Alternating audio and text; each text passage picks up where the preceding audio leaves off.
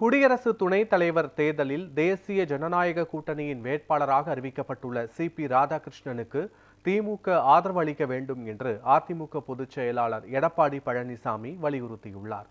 திருவண்ணாமலை அண்ணாமலையார் கோயிலில் அவர் சாமி தரிசனம் செய்தார். அவருக்கு கோயில் நிர்வாகம் சார்பில் சிவப்பு கம்பளம் விரிக்கப்பட்டு மாலை அணிவித்து மரியாதை அளிக்கப்பட்டது. கோயிலில் சாமி தரிசனம் செய்த பின்னர் செய்தியாளர்களிடம் பேசிய எடப்பாடி பழனிசாமி, குடியரசு துணைத் தலைவர் தேர்தலில் தமிழகத்தை சேர்ந்த சி.பி. ராதாகிருஷ்ணன் தேசிய ஜனநாயக கூட்டணியின் வேட்பாளராக அறிவிக்கப்பட்டிருப்பதற்கு வரவேற்பு தெரிவித்தார். அவருக்கு தமிழகத்தை சேர்ந்த எம்பிக்கள் அனைவரும் கட்சி வேறுபாடுகள் இன்றி ஆதரவு அளிக்க வேண்டும் என்று எடப்பாடி பழனிசாமி கேட்டுக்கொண்டார்.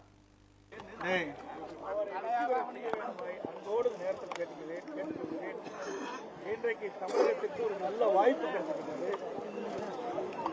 இந்திய நாட்டினுடைய துணை ஜனாதிபதியாக தமிழ்நாட்டை அனைத்து மரியாதைக்குரிய ராதாகிருஷ்ணன் ஆதரிக்க அன்போடு இந்த நேரத்தில்